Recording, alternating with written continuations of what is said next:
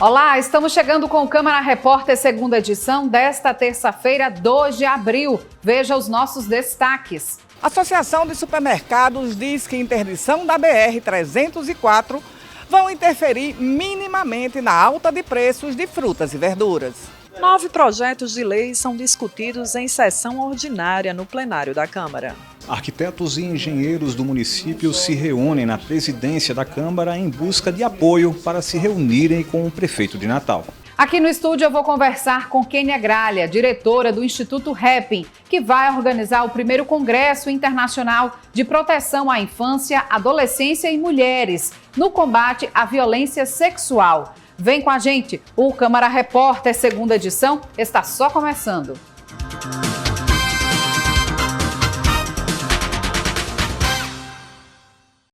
O período de chuvas aqui no estado tem afetado o bolso do consumidor. É que o preço de alguns alimentos tem ficado mais caro nos supermercados. Uma vez por semana, a aposentada Eliane religiosamente vai às compras. A cada ida ao supermercado, se surpreende com o constante aumento dos preços.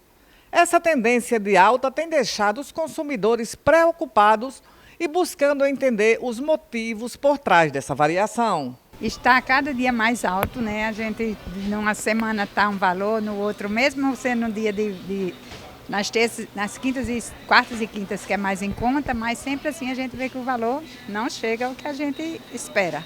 A qualidade das frutas, das verduras, principalmente as mais rasteiras, né? As hortaliças ficam mais caras, provavelmente porque estragam com mais facilidade com as chuvas. E quem sobra para o consumidor. Os preços dos alimentos, especialmente frutas e verduras, estão subindo nas prateleiras. Itens como tomate, cebola e cenoura estão entre os mais atingidos, com aumentos significativos. A alta nos preços de frutas e verduras tem sido impactada por diversos fatores, incluindo as chuvas que afetam a produção agrícola, causando escassez e elevando os preços. Outro fator que pode contribuir para essa alta, mas de maneira mínima, é a interdição na BR-304, na altura do município de Lages. A cenoura nós compramos lá na Bahia, já na fronteira com Minas Gerais. Então, quando chove lá, a cenoura é afetada o preço. Quando chove em Minas Gerais, aí já é o caso da batata inglesa que nós trazemos de Minas Gerais. Mas aqui é exatamente o melão, a melancia, porque quando chove o caminhão não consegue entrar na roça, o cara não consegue colher com chuva. Então, a oferta fica pequena e a procura muito grande. E é aquela lei da oferta e da procura, aí o preço tende a subir. Baraunas, que é grande produtor de melão e melancia. A Sul também tem produção de banana. E às vezes do Ceará nós compramos lá o tomate e o maracujá, que vem de Camusim, no Ceará. Então esses são os produtos que têm um impacto por conta da BR, mas o impacto maior é por conta das chuvas, não por conta da ponte. Apesar do impacto negativo para os consumidores, a Surne alerta que essa alta nos preços não é benéfica para o setor, já que tende a reduzir as vendas durante esse período. Diante desse cenário, os consumidores podem adotar medidas para minimizar os efeitos da oscilação de preços. Trocar o produto que eu acho que subiu demais. Se a cenoura subiu muito, vamos trocar pela batata inglesa.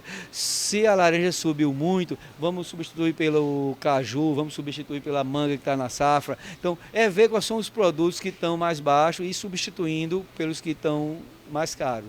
É exatamente o que Dona Eliane tem feito. Reduzindo, procurando uma hortaliça ou então uma fruta e verdura mais em conta e variando o cardápio. E ainda falando sobre a interdição da BR-304, o ministro dos Transportes, Renan Filho, decretou emergência para a construção da nova ponte na BR-304.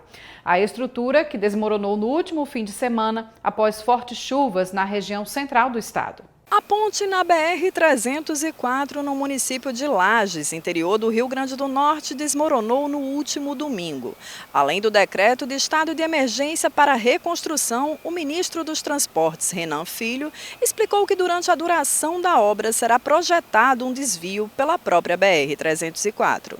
O ministro se reuniu com a governadora Fátima Bezerra na última segunda-feira e garantiu que existe viabilidade financeira para a reconstrução da ponte e que a contratação emergencial permite que os prazos para a conclusão sejam abreviados. No entanto, esses prazos não foram informados. Agora vamos às notícias do Legislativo. No primeiro dia de mudança no horário de realização da sessão ordinária da Câmara Municipal de Natal, os vereadores apreciaram 9 projetos de lei. Durante o pequeno expediente, o vereador Ranieri Barbosa lembrou os presentes que hoje, 2 de abril, é Dia Mundial de Conscientização do Autismo e destacou o pioneirismo de Natal, bem como as leis municipais voltadas para a inclusão de pessoas com o transtorno. Com muita satisfação, com muito orgulho, que enquanto vereador no município de Natal, tivemos a oportunidade de apresentar leis que venham contribuir muito para esse segmento. A exemplo, a primeira lei que nós fizemos aqui, que é exatamente um diagnóstico, que é o censo socioeconômico da população autista. Você, através de um censo, que você pode desenvolver políticas públicas para atender um determinado segmento. Então, tivemos um cuidado de apresentar uma lei que era a base, o alicerce de tudo, que não foi regulamentada até hoje, que espero que seja em breve regulamentado pela chefia do Poder Executivo. Tendo o censo, com esse diagnóstico, você vai saber o quantitativo, vai saber o perfil da per capita da realidade desta população. Então, na hora que você tem um perfil socioeconômico e o quantitativo, você poderá desenvolver inúmeras políticas públicas.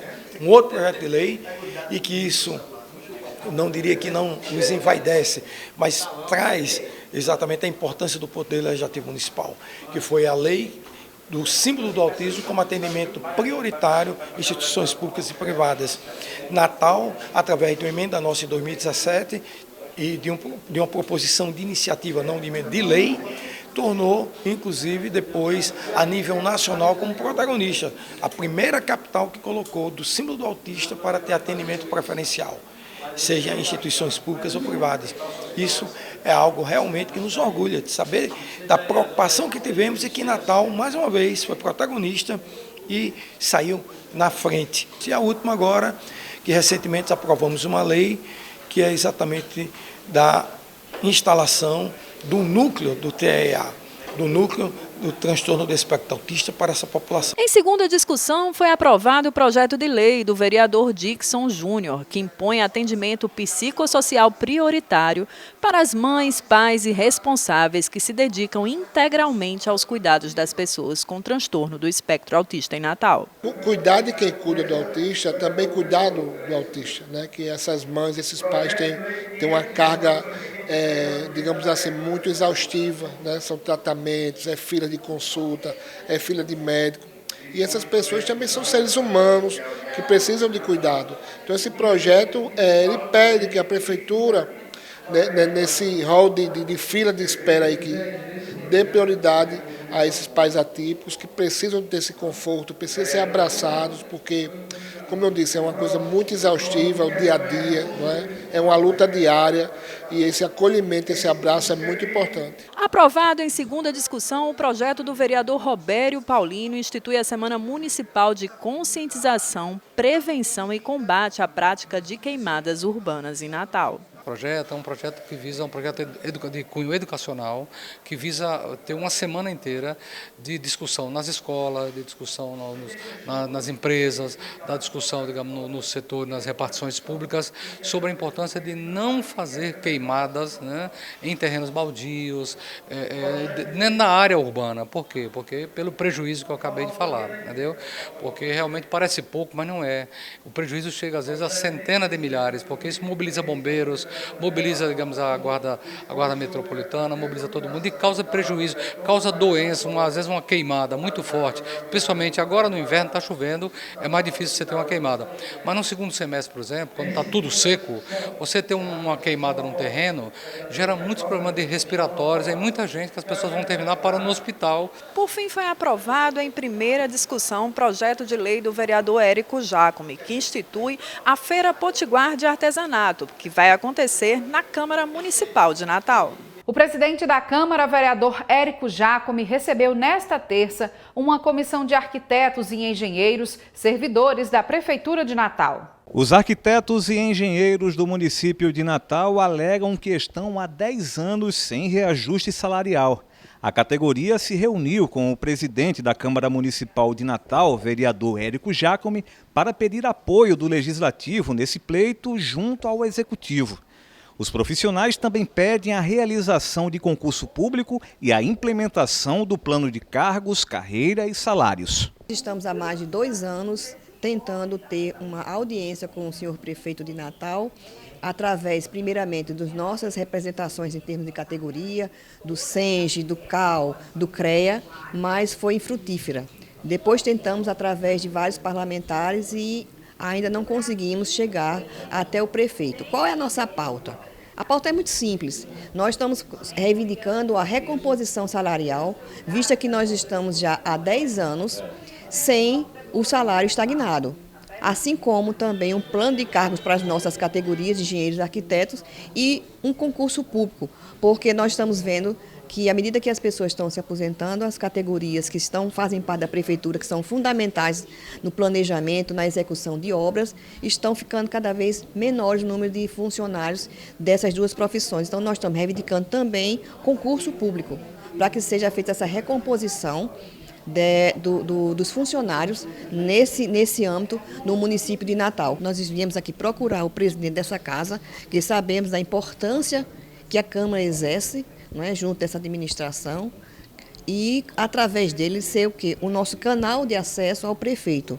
Porque até agora, através de várias tentativas, de vários caminhos, nós tentamos de forma democrática, ainda não conseguimos chegar ao prefeito para dialogar, para explicar a nossa situação e expor quais são as nossas reivindicações. O presidente da Câmara se colocou à disposição para articular uma reunião da categoria com o prefeito de Natal, Álvaro Dias. Esse é um trabalho do Poder Legislativo da nossa cidade, sempre dialogar e tentar buscar o direito do trabalhador. Vamos fazer com que a bancada do governo faça uma reunião junto com o Poder Executivo para a gente alinhar o que pode ser feito de imediato para toda essa categoria. E depois do intervalo, você vai ver que no Dia Mundial de Conscientização sobre o Autismo, vamos mostrar o exemplo de resiliência de Dona Lucy, a mãe atípica dos gêmeos autistas mais famosos de Natal. Não saia daí, nós voltamos já.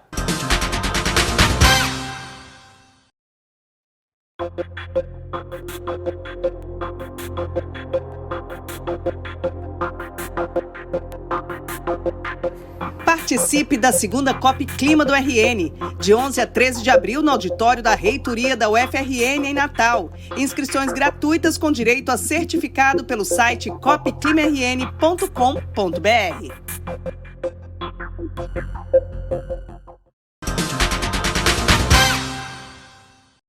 Dados do Conselho Estadual de Trânsito revelaram que 50% das pessoas que dão entrada no Hospital Valfredo Gurgel chegam em decorrência de acidentes de moto. Para discutir meios de reduzir essas estatísticas, diversos órgãos do segmento realizaram uma reunião no Ministério Público do Trabalho nesta terça. Pelas ruas de Natal e de todo o estado é comum vermos motociclistas apressados, buscando meios de entregar mercadorias ou passageiros via moto-Uber. No meio do caminho, em alguns casos, ao invés da meta, quem é atingido é o próprio motoqueiro. O senhor às vezes se sente desrespeitado, já sofreu acidente de moto? Não cheguei a sofrer não, mas tem muito desrespeito no trânsito em relação ao motoboy, à moto. Rapaz, entrou de vez imprudente, né? Não deu a prioridade para mim, né? Que a prioridade era minha. Já atingiu de frente? Atingiu de lado, na lateral, na minha perna. Tava vindo na minha mão como normal, o motorista estava saindo Em vez de ele sair e parar para olhar quem vem vindo, ele foi sair, saiu de vez, eu tive que frear derrapando, entendeu? Tava vindo na minha mão aqui, freiei, quase que batia nele, ele nem parou. E foi-se embora. E se pega em você? E se pega em mim, quem é o prejudicado sou ele, e ia-se embora. Tava no Roberto Freire, aí o rapaz não deu a sinalização, né, para entrar à direita, aí eu acabei colidindo com ele. Aí fraturei a clavícula e fiquei 60 dias sem receber nada. De acordo com dados do Conselho Estadual de Trânsito, 50% das pessoas que dão entrada no Hospital Valfredo Gurgel chegam em decorrência de acidentes de moto. O tempo médio de internação é de 5 dias. Nós temos sempre dados crescentes, aumentando o número de acidentados. Então, por isso, nós também temos que discutir ações de fiscalização. Pessoas que dirigem com chinelas, utilizam motos com chinelas, sem capacete. O tempo de entrega de mercadorias, que deve ser reduzido. Existe uma iniciativa muito importante do município de Natal, no sentido da entrega na portaria dos condomínios, para reduzir o tempo de espera de um motociclista, porque se ele demora na primeira entrega, ele tende a acelerar, porque se ele atrasa, o cliente já reclama. Então, essa pressão da clientela por uma entrega rápida, com um trânsito difícil, tem aumentado também o número de acidentes entre os motociclistas profissionais, o chamado motofretistas ou entregadores. Para debater as ações de combate aos acidentes nas vias e rodovias, o Conselho Estadual de Trânsito realizou na manhã desta terça uma reunião no Ministério Público do Trabalho. Segundo dados da Secretaria de Mobilidade Urbana de Natal, a maioria dos acidentes de moto ocorrem nos cruzamentos das vias. Há de se identificar que a maior quantidade de sinistros são em cruzamentos, significa que eles podem estar desrespeitando o semáforo na fase vermelha, placa de pare. Então, o que a SCTU tem feito em relação a isso? Ela tem intensificado a fiscalização, ela tem melhorado a infraestrutura. É notório que durante toda a cidade, onde você estiver trafegando, transitando, você vê que existem várias obras no local. Então a gente está tentando melhorar a estrutura das vias e melhorar a fiscalização.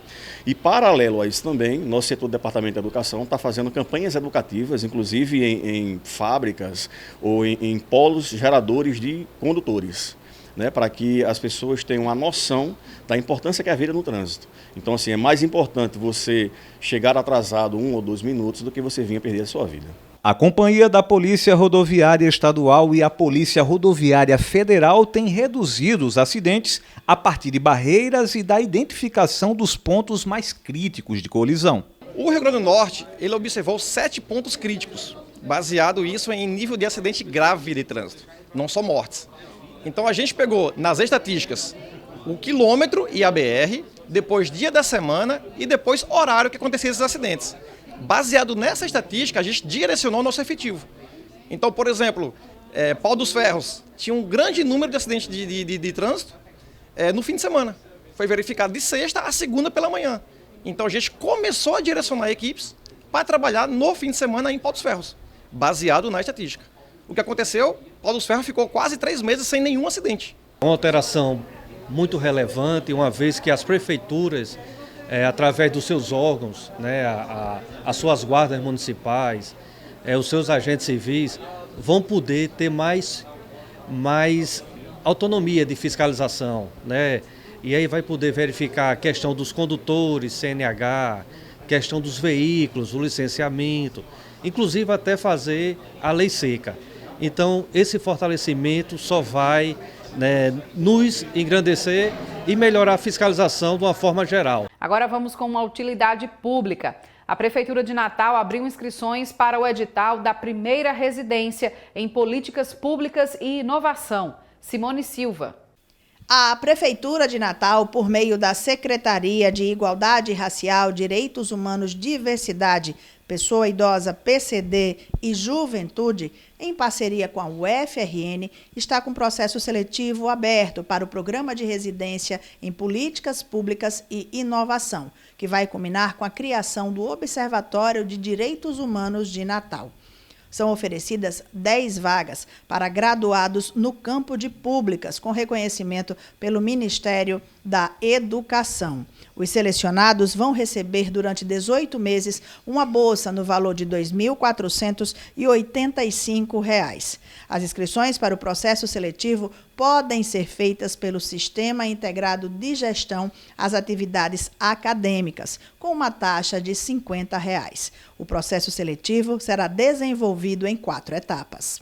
Com o objetivo de levar informação para a população e combater a discriminação e o preconceito, além de garantir a inclusão das pessoas com espectro autista, é celebrado nesta terça-feira, dia 2 de abril, o Dia Mundial de Conscientização do Autismo.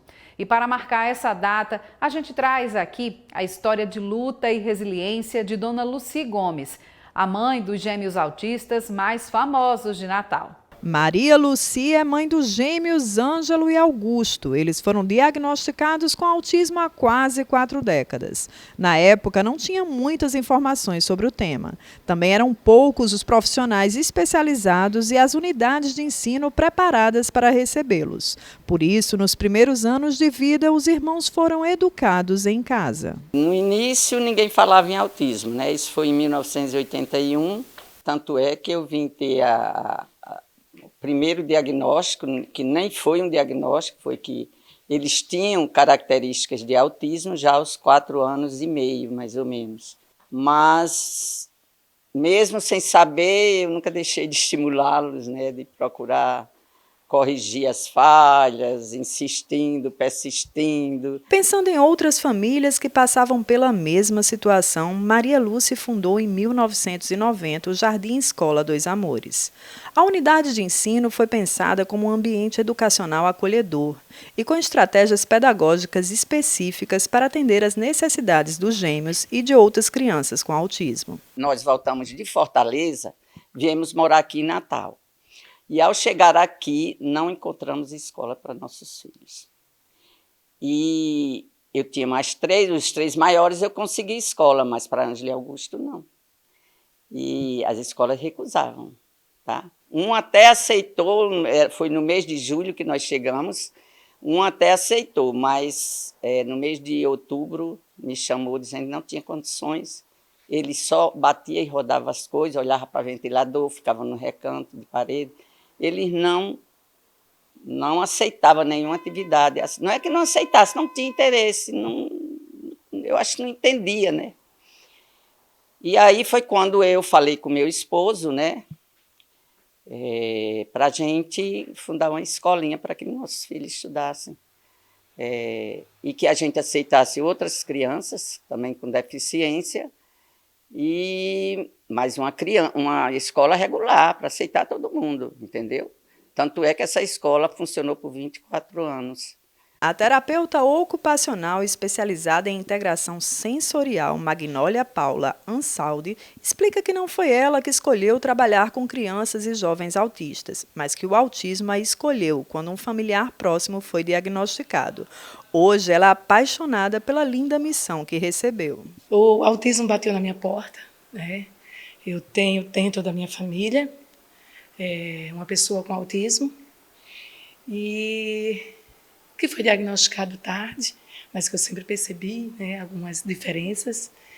E aí eu morava fora do país, morei muitos anos fora e tive o prazer de conhecer a terapia ocupacional fora do Brasil, mas como eu morava fora e eu mudava de país, então eu não tinha condições de fazer a minha formação, a minha graduação, né? Casei muito jovem.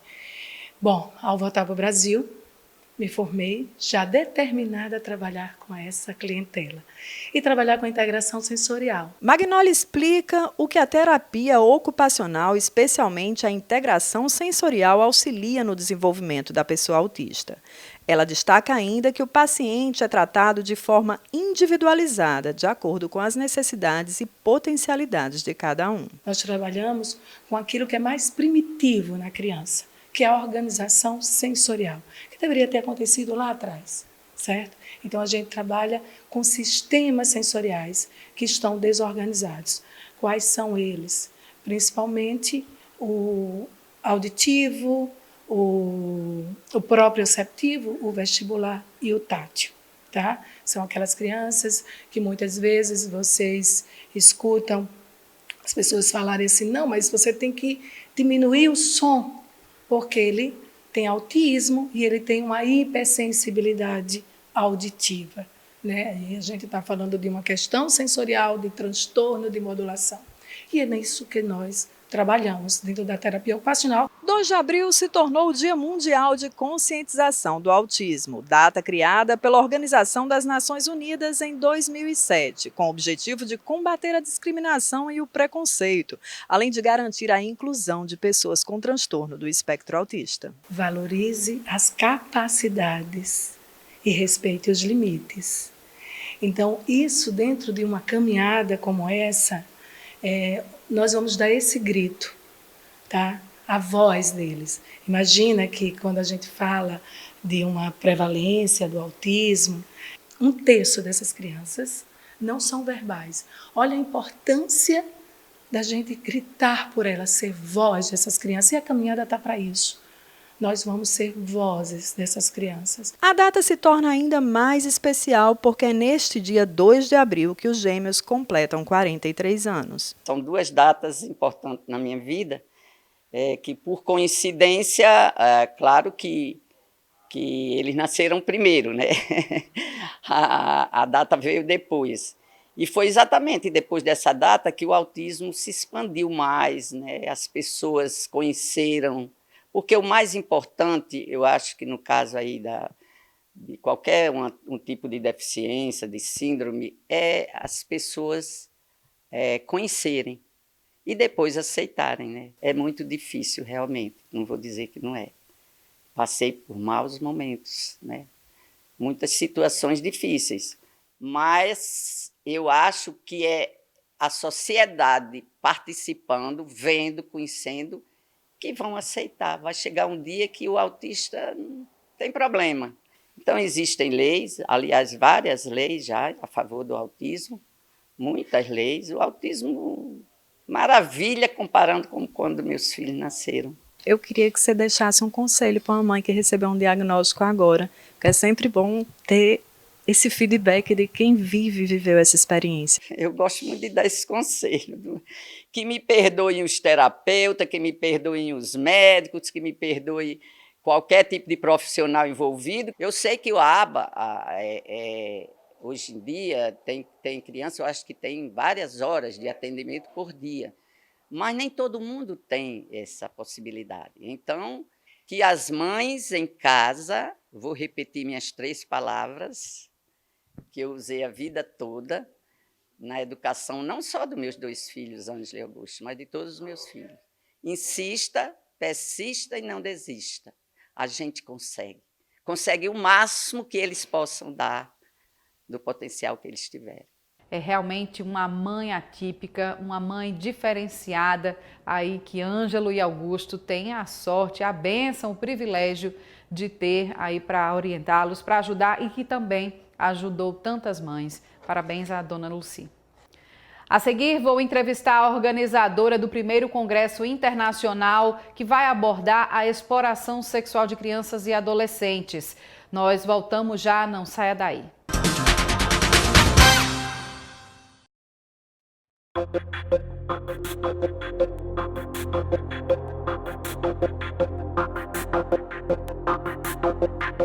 Participe da segunda COP Clima do RN, de 11 a 13 de abril no auditório da Reitoria da UFRN em Natal. Inscrições gratuitas com direito a certificado pelo site copclimarn.com.br.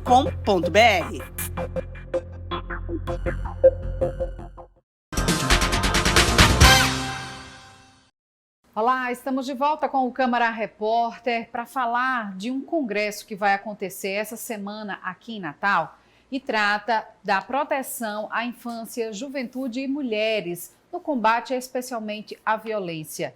É o primeiro congresso internacional promovido pelo Instituto Happy. E para isso eu falo aqui com uma das sócios, fundadoras, diretora do Instituto, Kênia Gralha. Seja muito bem-vindo aqui, Kênia, para falar com a gente dessa programação que é muito importante para mobilizar a sociedade, não é isso? Sim, com certeza. Primeiramente, eu gostaria de agradecer, o convite e vocês estarem dando voz para uma temática tão importante como essa.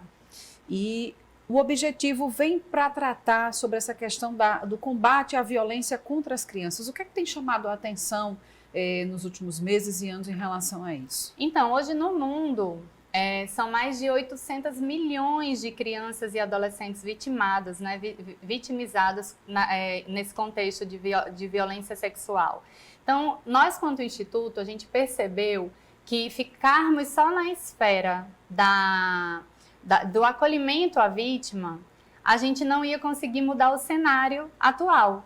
Sim. Então, com um trabalho mesmo de formiguinha, que cada uma das sócias, nós somos 6 mulheres, e estamos espalhadas pelo Brasil, a gente percebeu que só o trabalho que a gente estava fazendo pontual e juntos, se reunindo em períodos específicos, a gente não estava conseguindo fazer o que realmente é necessário para mudar esse cenário. Que o que é necessário? É necessário trazer educação sexual e emocional para dentro de casa, para dentro das igrejas, para dentro das escolas. Em paralelo a isso, a gente capacitar, conscientizar a sociedade, conscientizar e capacitar a rede de proteção da infância, juventude e mulheres. E por que capacitar e conscientizar? Conscientizar esses profissionais é necessário porque nem eles têm consciência de que eles são rede de proteção. Sim. Então, por isso vem a conscientização antes da capacitação. Então, essa capacitação, ela é muito importante. Por quê? Porque primeiro que chegam crianças e adolescentes e mulheres em hospitais, em UPAs, e esses profissionais, eles não sabem, eles não conseguem identificar sinais, sintomas de uma possível violência. Sim. E acabam revitimizando essas pessoas, né? Essas crianças, esses adolescentes. Como teve um caso, por exemplo, de uma criança de 27 dias, ano passado aqui no Brasil, que ela foi e voltou de uma UPA 5 vezes. Isso é horripilante. Por quê? Com certeza. Imagina, você recebeu uma criança... Essa criança, inclusive, acabou morrendo, acabou morrendo, exatamente. E aí foi identificado o quê? Que essa criança estava sendo violentada pelo próprio pai. Então, assim, precisamos, sim, assumir para nós mesmos que nós temos responsabilidade de proteger crianças e adolescentes. É obrigação, isso é lei, né? Um olhar mais sensível, a gente precisa ter esse olhar. É a questão da humanização, né, desses atendimentos de uma forma geral, acima de tudo, né? Isso com certeza, com certeza. Então, por isso que nós criamos esse congresso, justamente para quê? Para poder fazer uma capacitação em massa. Então, se você é conselheiro tutelar, psicólogo, da área da saúde, médicos, pediatras, enfermeiros, técnicos de enfermagem, psicopedagogo, professores... Tudo isso é rede de proteção. E eu vou além, pai, mãe, avós que queiram saber mais, né? Porque, gente, existe um tabu muito grande, né, Larissa? Isso, dentro da sociedade, enfim, dentro das famílias. E é muito difícil falar sobre isso, mas é muito difícil falar por quê? Porque as estatísticas mostram que 82,3% dos casos, eles acontecem dentro da própria casa. E é difícil encarar um problema desse, É né? muito difícil. Desestrutura a família, na verdade. Desestrutura todos que estão ali ao redor, né? Então, isso é algo que, por mais que seja difícil, a gente precisa trazer a educação sexual. E quando eu falo educação em sexualidade, gente, esqueçam, não é falar sobre sexo com a sua criança. O sexo, ele é um pontinho dentro da educação sexual. É muito mais abrangente. É muito mais abrangente. Então, a educação sexual, a gente fala, né, sobre emoções, a gente fala sobre ensinar limites corporais para essa criança, respeitar a voz dessa criança, desse adolescente. Por quê? Porque na hora que ela se vê no futuro numa relação tóxica, ela vai saber se defender, sabe? Ensinar formas de proteção, regras da proteção, como tem, né? Dizer não, gritar, correr, falar para alguém da confiança. Quem são essas pessoas da confiança? Muitas vezes os adultos, a gente acaba induzindo que o papai, a mamãe, o irmão, a vovó, o vovô são a rede de confiança. E às vezes o abusador é uma dessas pessoas. É uma situação bem delicada mesmo. E dentro da programação do Congresso, Kênia, como é que isso vai ser abordado? Vem palestrantes? Como é que é? Vem, nós estamos trazendo vários especialistas, né, renomados em várias temáticas também. Trabalharemos os eixos de infância, juventude e mulheres. Então, assim, na abertura, a gente está trazendo a Margarida Ferraz, que é uma mulher muito potente em Portugal. Ela tem uma associação lá, já alcançou mais de 50 mil vidas, né, nessa área de atuação, mas ela tem uma história de vida, de superação. É o famoso curada para curar, né? Sim. Então, assim, ela sofreu violências durante a vida toda e hoje ela abraçou essa causa e ela chega nessas crianças, nessas mulheres e consegue, através do relato dela, fazer uma modificação, né, na vida dessas pessoas que ela atinge. Teremos também especialista em crimes digitais, cibernéticos. A gente vai falar sobre essa temática, né, da internet, que é uma terra sem lei. Então, precisamos conscientizar. Estamos trazendo a Sheili. O André Lopes é esse especialista, esse perito, né? Ele é mestre em criminologia. A Sheili é uma ativista nacionalmente conhecida, ela tem muita força nessa parte da educação sexual no digital, que precisamos ensinar, sim as crianças nessa... Que a gente hoje em dia, assim, fala muito, né, dessa questão dos crimes virtuais, né, o estupro virtual que existe, são conceitos que precisam ser melhor esclarecidos, né, principalmente para os pais que muitas vezes deixam o filho ali recluso dentro de um quarto, navegando pela internet, sem saber o que é que o filho está fazendo ou o que é que está acontecendo com ele também, né? É isso mesmo. E aí teremos essa temática, né, dos crimes digitais com Débora Sampaio também, que é uma psicóloga renomada aqui da nossa cidade, do nosso estado. Falaremos sobre infância, sobre ações práticas, vai ter Ministério Público, Defensoria Pública também, Corpo de Bombeiros vai estar falando muito sobre o que eles estão fazendo, né, nessa temática. Tem aí o Bombeiro Mirim, que é um projeto deles, e eles alcançam também esses jovens.